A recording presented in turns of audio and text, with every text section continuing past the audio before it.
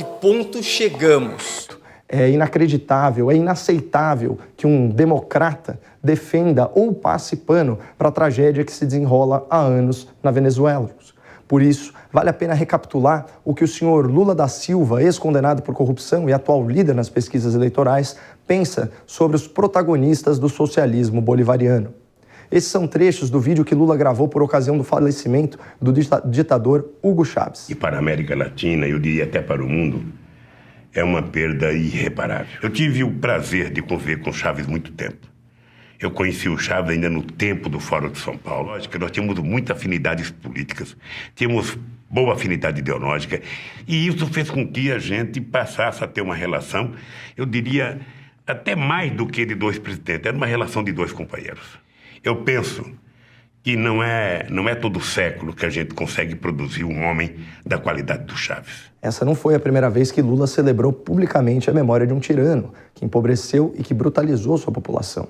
Ele já enalteceu Fidel Castro, mais longevo ditador das Américas, já teceu elogios a Mao Tse-tung, responsável por dezenas de milhões de mortes na China, e, por incrível que pareça, já disse coisas afáveis sobre o ditador nazista, um genocida supremacista. Aspas para o Lula em sua entrevista à revista Playboy de julho de 1979. Outro que eu admiro muito é o Che Guevara, que se dedicou inteiramente à sua causa. E segue o Lula. Essa dedicação é o que me faz admirar um homem.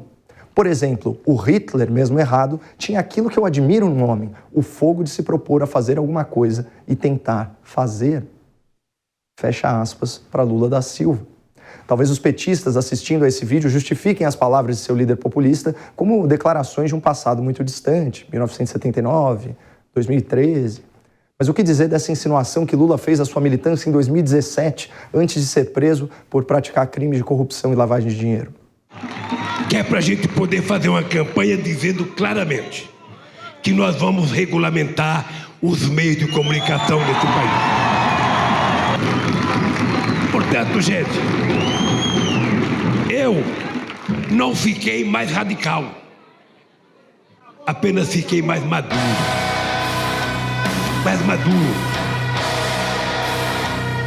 Apenas fiquei mais maduro. A simpatia de Lula pelo regime bolivariano não poderia ser mais explícita. Seu governo, inclusive, estimulou investimentos bilionários em obras de infraestrutura na Venezuela por meio de garantias do BNDES, um banco público. O resultado não podia ser outro, o calote dessa dívida. Outra empreitada dos governos petistas com o regime chavista é a refinaria Abreu e Lima, ícone da corrupção estatal e do superfaturamento de contratos públicos. A obra, que custou 7 vezes mais que a média mundial, foi orçada inicialmente em 2,5 bilhões de dólares, mas seu custo já ultrapassa os 18 bilhões. Nessa eleição, quando Lula é confrontado com a sua amizade histórica com ditadores latino-americanos, como Fidel Castro, de Cuba, Daniel Ortega, da Nicarágua, Hugo Chávez e Nicolás Maduro, da Venezuela, Lula se sai com essa justificativa bem ensaiada. Os seus adversários políticos costumam acusá-lo de apoiar ditaduras latino-americanas de esquerda. O senhor diz que se deve respeitar a soberania interna dos países e o senhor evita criticá-los. Para um democrata, isso não soa como uma contradição, candidato? Não. Primeiro, para um democrata, a gente precisa respeitar a autodeterminação dos povos. Cada país cuida do seu nariz. É assim que eu quero para o Brasil, é assim que eu quero para os outros. Ocorre que o princípio de autodeterminação dos povos pressupõe que o povo seja livre para escolher sua forma de governo.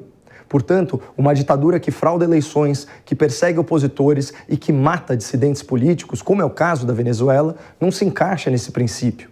Além disso, com mais de 6 milhões e 800 mil refugiados, a crise na Venezuela se tornou um problema do mundo, especialmente aqui no Brasil, que chegou a receber mais de 1.000 refugiados por dia em Roraima, muitos deles caminhando centenas de quilômetros apenas com a roupa do corpo. Aliás, parabéns às Forças Armadas Brasileiras e a todos os profissionais de segurança e assistência social envolvidos na Operação Acolhida, motivo de orgulho nacional. Para fechar, eu convido a nossa audiência para uma reflexão. Intervenção na economia, tabelamento de preços, aparelhamento das estatais, nomeações de juízes militantes para os altos tribunais, insistência no uso de urnas eletrônicas de primeira geração, controle da internet, regulação da imprensa, restrições à liberdade de expressão, proibição da legítima defesa.